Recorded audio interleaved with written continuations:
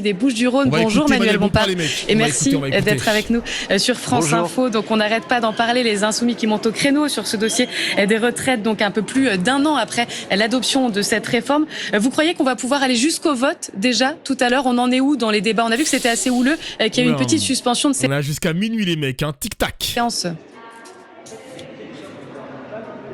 Bah écoutez, pour l'instant, on a passé 8 amendements depuis ce matin, parce qu'on assiste depuis ce matin à des manœuvres grossières, à de l'obstruction, à du blocage, à du sabotage dans lequel se sont engagés les députés macronistes et les membres du gouvernement eux-mêmes qui, par exemple, pour vous donner un exemple, depuis ce matin, nous ne débattons que du titre. C'est-à-dire que les amendements qui sont proposés n'ont aucun impact législatif. Et il y a des amendements qui sont tout simplement ridicules, guignolesques, clownesques, pour rajouter des mots derrière le titre, pour essayer de perdre du temps, tout simplement. Donc pour l'instant, dans l'état actuel de l'avancée des débats, effectivement, il y a une difficulté à aller au bout du texte. Donc moi, j'appelle solennellement les députés macronistes et le gouvernement à cesser suspension de séance. Il y en a eu plein aujourd'hui. Ces manœuvres d'obstruction et à permettre qu'on puisse avoir un débat loyal qui nous permette d'aller au vote avant ce soir minuit, puisqu'à partir de ce soir minuit, c'est la fin de notre niche parlementaire. Monsieur Bompard, je ne vais pas contester avec vous que le bloc macroniste fait de l'obstruction parlementaire, mais j'ai envie de vous dire, vous avez fait exactement la même chose au moment du débat sur la réforme des retraites, puisque vous aviez déposé les Insoumis 13 000 amendements. Mais écoutez, monsieur, il y a juste 2 différences qui sont majeures et sur lesquelles vous devriez peut-être informer les gens qui nous écoutent. La première, c'est que nous sommes dans le cadre d'une niche parlementaire et donc que le temps de débat est limité et que ce soir à minuit, c'est terminé. Alors que quand le gouvernement dépose une proposition de loi, il a la liberté de pouvoir ouvrir des séances supplémentaires, des jours supplémentaires de débat pour aller au bout des amendements qui sont déposés. C'est la première différence majeure. La deuxième différence majeure, c'est qu'à l'époque, effectivement, nous avons déposé beaucoup d'amendements parce que nous nous battions contre la retraite à 64 ans et nous le faisions en portant le mandat de 90% des Françaises et des Français qui étaient opposés à cette réforme. Aujourd'hui, quel est le mandat populaire que portent les députés macronistes qui veulent nous empêcher de voter? Strictement aucun. Ils veulent tout simplement brider, empêcher l'Assemblée nationale de voter et de corriger une maltraitance démocratique qui a été le passage en force par 49.3 de cette réforme. Et ils veulent empêcher la majorité des députés à l'Assemblée nationale qui sont pour l'abrogation de la réforme des retraites de pouvoir le faire avant ce soir. Donc non seulement j'appelle les députés macronistes à retirer leurs amendements, mais en plus j'appelle les Françaises et les Français à venir ce soir à 19h devant l'Assemblée nationale pour une manifestation, un rassemblement pour demander que cette obstruction et ce blocage cessent et qu'on puisse enfin ramener l'âge de départ à la retraite à 62 ans et tourner la page de cette très mauvaise réforme. Manuel Bompard, du coup la stratégie pour vous maintenant, c'est de ne pas répondre à ces amendements, c'est ça, pour gagner du temps et aller jusqu'au vote ce soir? Bien parlé, comme d'habitude. Nous souhaitons pouvoir aller effectivement au vote. Donc nous n'allons pas répondre à des amendements qui sont ridicules, qui n'ont aucun sens. Vous imaginez bien qu'on va pas faire semblant de donner une signification politique à des amendements qui n'en ont aucun. Si ensuite il y a des débats qui sont des débats réels, sérieux, alors là évidemment nous répondrons parce que nous avons des arguments à faire valoir. Mais quand il s'agit de remplacer le titre pour rajouter le mot démagogique après abrogation de la réforme des retraites, vous imaginez bien que je n'ai pas l'intention de perdre du temps de parole et de faire perdre du temps de l'examen parlementaire pour répondre à une clownerie pareille. Monsieur Bompard, il va y avoir une coupure là pour la pause déjeuner, il va y avoir une réunion du groupe Insoumis où quand même vous allez discuter de la stratégie. Est-ce que vous allez au bout du vote, du non-vote jusqu'à minuit sur cette question de l'abrogation de la réforme des retraites, parce que vous avez d'autres projets à faire passer aussi, à discuter aujourd'hui, notamment un qui est important. Merci pour les subs offerts, merci Kramel, merci. Voilà, Souci qui offre en sub à Pirate Patator. Merci les gars, merci, soutenez ce média par un abonnement. Restez branchés les gars. Sur la notion de consentement, est-ce qu'à un moment vous allez dire, écoutez, la majorité nous bloque, on arrête les débats sur les retraites et on passe à d'autres sujets qui sont aussi très importants pour nous? Écoutez, on n'a pas l'habitude, vous savez, de céder, nous les Insoumis, et nous nous battons toujours jusqu'au dernier moment. Et donc nous sommes dans cet état d'esprit. Mais vous avez raison de souligner que l'obstruction auquel se livrent le gouvernement et les députés macronistes ne prend pas seulement le risque de nous empêcher de voter, nous prend le risque aussi d'empêcher d'examiner les autres propositions de loi qui sont aussi très importantes.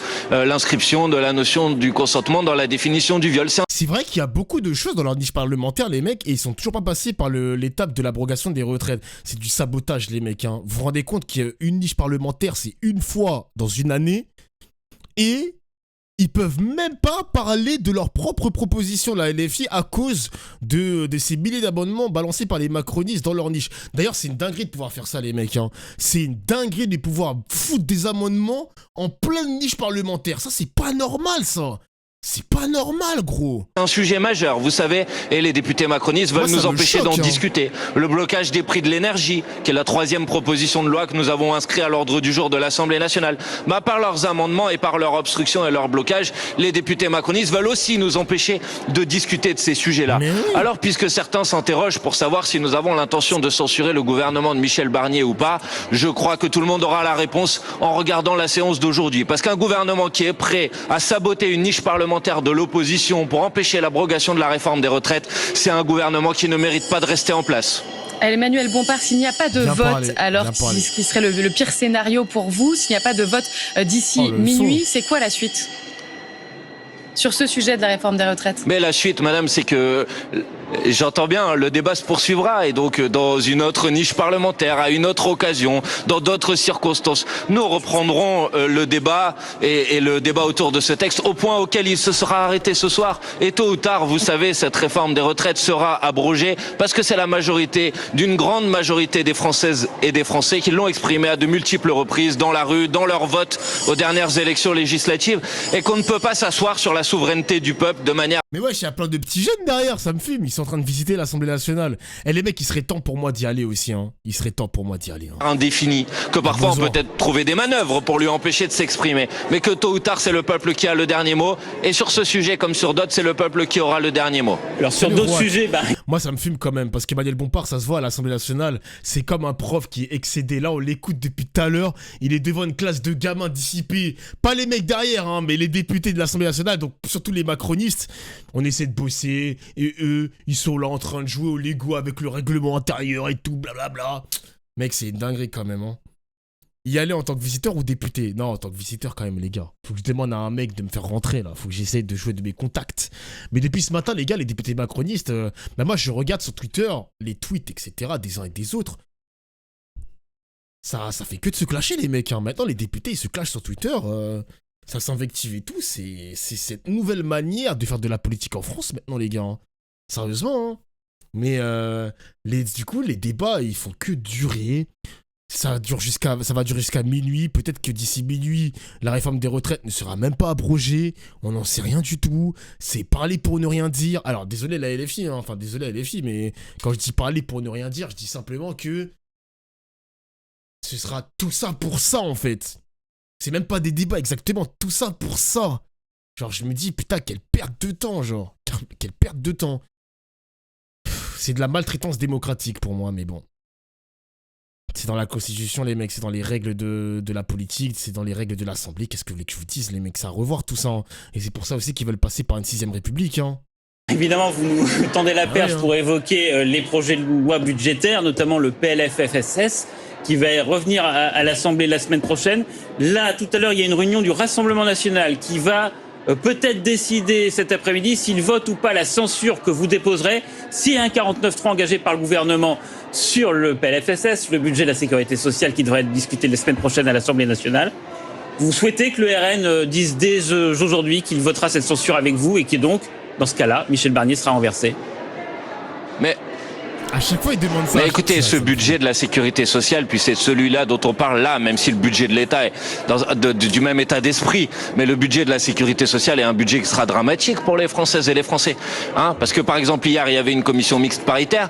On nous avait vendu que M. Barnier reculait, par exemple, sur la revalorisation des pensions de retraite. Non, c'est l'inverse. Hier, en commission mixte paritaire, le texte a été aggravé. Les pensions de retraite seront encore moins revalorisées que ce qui était prévu initialement. Donc évidemment que nous voulons lui faire obstacle et que évidemment que si M. Barnier passe en force par l'intermédiaire d'un 49.3, évidemment que nous souhaitons que la motion de censure soit votée, que le budget tombe, que le gouvernement tombe avec, puisque manifestement il s'entête dans ce budget qui fera beaucoup de mal au pays. Alors dernière question rapidement, Manuel Bompard, admettons que ce gouvernement de Michel Barnier tombe, c'est quoi la suite? Vous resterez sur Lucie Castet ou finalement est-ce que vous êtes ouvert à la discussion sur d'autres noms, voire d'autres sensibilités du nouveau Front Populaire? On pense à Bernard Cazeneuve dont le nom était sorti aussi cet été. Bernard Cazeneuve encore, oh là là. Non mais j'ai bien vu que certains essayent de faire croire qu'il pourrait y avoir un socle commun, nouveau, avec des macronistes. Je crois que ces personnes-là, si elles regardent les débats aujourd'hui à l'Assemblée nationale, se rendront compte qu'il n'y a aucun socle commun possible avec des macronistes, puisqu'ils sont prêts à utiliser toutes les manœuvres possibles pour empêcher par exemple l'abrogation de la réforme des retraites. Donc je réponds à votre question. Évidemment que si le gouvernement tombe, la proposition que la France Insoumise fera, c'est celle que Lucie Castet soit nommée première ministre d'un gouvernement du nouveau Front Populaire. Et si M. Macron s'entête encore à refuser la légitimité des urnes, il y a une autre solution possible. Et je vois que de plus en plus de voix d'ailleurs s'expriment dans ce sens. C'est qu'il prenne son baluchon, qu'il sorte de l'Élysée, qu'il s'en aille et qu'il nous laisse enfin gouverner ce pays autrement. Okay. D'ailleurs, les mecs, Charles de Courson, qui est un député Lyotte, donc lui, c'est plus les indépendantistes, etc., ce n'est pas vraiment de la gauche, mais même lui, ce matin, avait dit que Macron, il lui reste qu'une solution. Maintenant, c'est la destitution, les gars. Il faut le destituer, il faut partir. Et Charles de Courson n'est même pas de la même sensibilité que Manuel Bompard, les mecs. C'est pour vous dire que la situation, elle pue, hein. Mais peut-être que elle sera débloquée avec le RN, on sait pas, avec Michel Barnier qui va peut-être mettre de l'eau dans son vin, on sait pas. Hein. Et Monsieur Hollande... Il faut partir, monsieur, ouais. Merci un idiot qui a offert un seb à Rouac. Merci. A annoncé ce matin qu'il ne votera pas, a priori, votre proposition sur l'abolition de la réforme des retraites, si ça concerne également la loi Touraine qui avait été mise en place sous son mandat. Est-ce que vous pensez que c'est des gens comme François Hollande qui peuvent créer une fissure au sein du NFP ? C'est eux que vous visiez quand vous parliez tout à l'heure que d'autres pensaient à une alliance macro membre du NFP. Je vois bien effectivement que dans les dernières déclarations d'un certain nombre de députés socialistes et M. Hollande en premier lieu, effectivement, il y a la volonté de rompre clairement avec le nouveau Front Populaire. Et je trouve ça quand même extrêmement problématique pour des gens qui ont été élus il y a moins de 6 mois en portant un programme, le programme du nouveau Front Populaire. Puisque vous savez, en politique, quand on est élu parce qu'on porte un mandat, parce que les gens nous ont choisis pour défendre des idées. Et donc faire semblant pendant une élection qu'on va défendre ces idées pour faire l'inverse 6 mois plus tard, je trouve ça extrêmement problématique. Merci à vous, Manuel Bompard, d'avoir pris le temps de répondre à nos questions sur France Info. Bon, c'était ce matin. De l'eau a coulé sous les ponts en attendant. Mais putain, franchement, les mecs, hein, comment ça va se terminer ce bordel ?